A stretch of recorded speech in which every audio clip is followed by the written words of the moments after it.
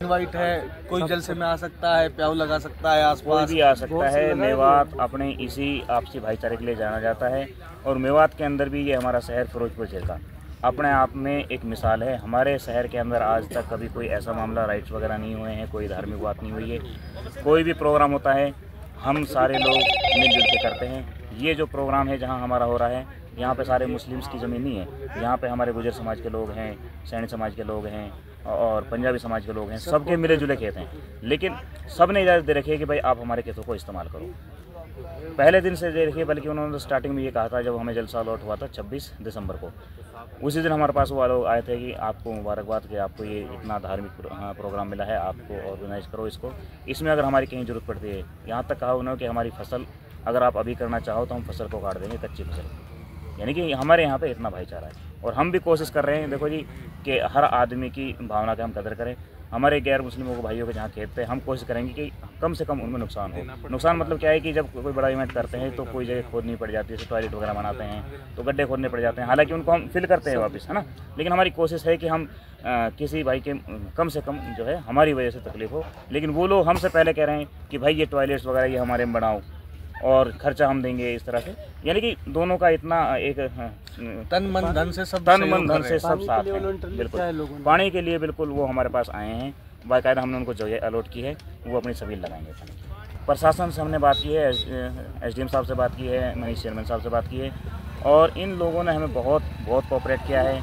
आज भी हमारी मीटिंग थी एसडीएम साहब के साथ, अच्छी मीटिंग रही। एसडीएम साहब ने सारे जितने भी डिपार्टमेंट्स होते हैं, पीडब्ल्यूडी और पुलिस डिपार्टमेंट, फायर डिपार्टमेंट, सभी को बुलाया था। हालांकि हम सबसे पहले उनसे ले चुके हैं, परमिशन है हमारे पास, लेकिन आज उन्होंने हमारे सामने उन सबको बुलाया, उन सबकी जिम्मेदारी दी है बाकायदा। इलेक्ट्रिशियन वालों को जिम्मेदारी दी है कि हमें पूरी टाइम लाइट मिलनी चाहिए। हालांकि हम पूरे जनरेटर पे हैं, लेकिन फिर भी अगर हमें बैकअप मिलता है तो हम लाइट यूज़ कर सकते हैं यहाँ पे। दूसरा, उन्होंने इंस्ट्रक्शन दिए कि सराउंडिंग में जितने भी गांव हैं, अगर कहीं वायर रास्ते के आसपास हैं, कहीं इंसिडेंट का चांसेस है तो वो टायरों को वो ठीक करें, वायर्स को ठीक कर दें। दूसरा, उन्होंने पब्लिक हेल्थ वाले एसडीओ साहब थे हमारे, उनको इंस्ट्रक्शन दिए हैं कि रास्ते के अंदर कहीं रास्ता टूटा हुआ है तो उसको रिपेयर कर दें, कहीं अतिक्रमण है तो उसको हटा दिया जाए। और पुलिस पार्टीज़ को पूरी इंस्ट्रक्शन दी हैं कि आप लोग इनका सहयोग करें।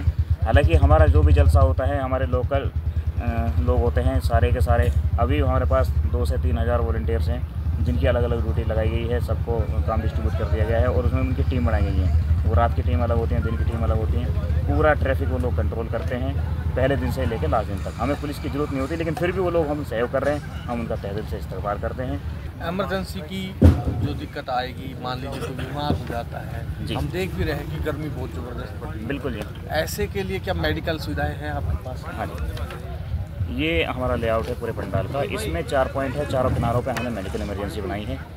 यहाँ पे एम्बुलेंस स्टाफ के साथ और हेल्पर के साथ, और एम्बुलेंस भी वो हैं जिनके अंदर वेंटिलेटर ऑक्सीजन वगैरह होती है, हमेशा रेडी रहेंगी।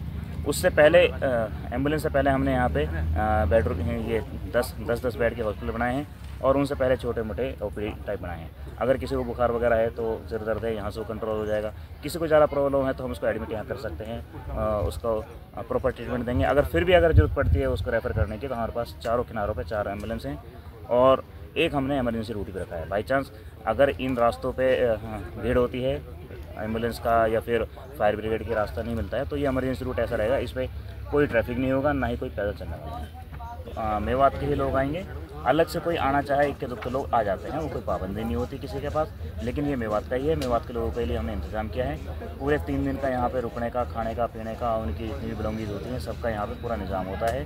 हाँ, पार्किंग की व्यवस्थाएं हैं यहाँ? पार्किंग एक बड़ा मुद्दा होता है ट्रैफिक कंट्रोल का। हमने यहाँ पे बहुत अच्छा निज़ाम बनाया है कि हमारी वजह से ना उन लोगों को, आने वालों को तकलीफ़ हो, ना यहाँ किसी शहरवासी को तकलीफ़ हो। इसके लिए हमने एक रूट मैप बनाया है और उसको हमने सोशल मीडिया पे सर्कुलेट भी किया है। एक अलग से डाइवर्टेड रूट प्लान तैयार किया है जलसा के लिए। उसको मैं आपको थोड़ा सा बताना चाहूँ कि जो लोग मुंबई एक्सप्रेसवे की तरफ से आएंगे, कट से नीचे उतरने के बाद जो झिरका शहर की तरफ चलेंगे तो तिगरा कट आएगा। तिगरा कट को क्रॉस करते ही कामेडा गाँव है, कामेडा गांव के सामने ही, या फिर ये कहो कि उससे पहले एचपी का पंप है लेफ्ट हैंड पे, उसके सामने से खेतों में हमने रास्ता उतारा है। ये रास्ता सीधा पार्किंग में आता है, जलसागाह के पास ये पार्किंग है, पार्किंग नंबर 1। सीधा खेतों में से बंदा इधर आ जाएगा।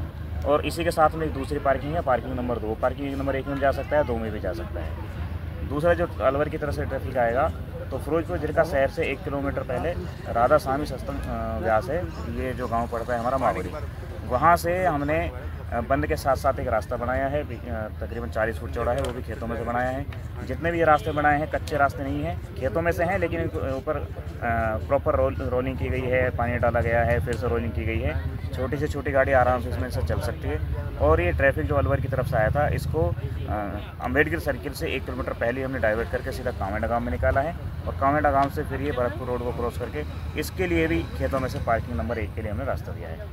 उसके बाद जो ट्रैफिक हमारा इधर से नूह की तरफ से आ रहा है, इस ट्रैफिक को भारत पेट्रोल पंप है शहर शुरू होने से पहले, यानी कि ठेगड़ी गांव को निकलते ही लेफ्ट हैंड पे गुप्ती सागर के नाम से, वहां से खेतों में से हमने डाइवर्टरी रूट दिया है पार्किंग नंबर 4 के लिए।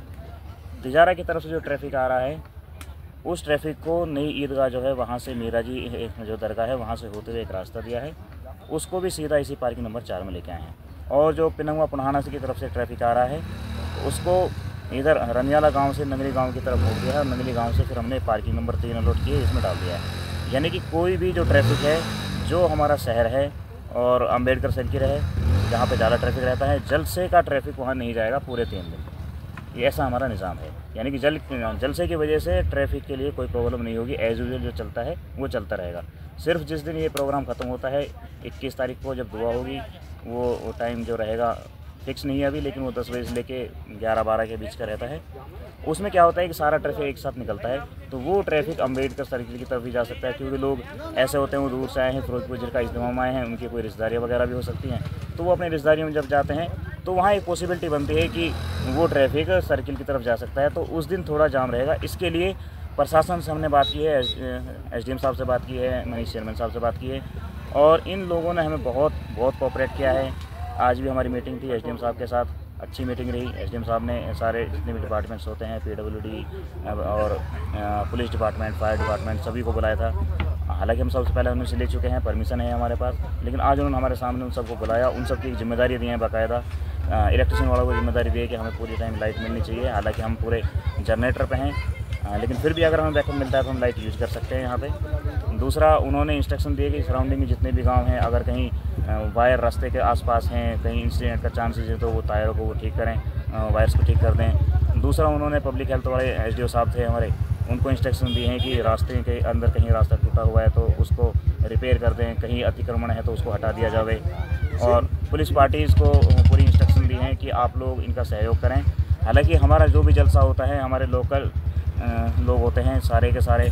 अभी हमारे पास 2 से 3 हज़ार वॉलंटियर्स हैं, जिनकी अलग अलग ड्यूटी लगाई गई है, सबको काम डिस्ट्रीब्यूट कर दिया गया है, और उसमें उनकी टीम बनाई गई है। वो रात की टीम अलग होती है, दिन की टीम अलग होती है। पूरा ट्रैफिक वो लोग कंट्रोल करते हैं, पहले दिन से लेकर लास्ट दिन तक। हमें पुलिस की ज़रूरत नहीं होती, लेकिन फिर भी वो लोग हम सहयोग कर रहे हैं, हम उनका तहे दिल से इस्तकबाल करते हैं।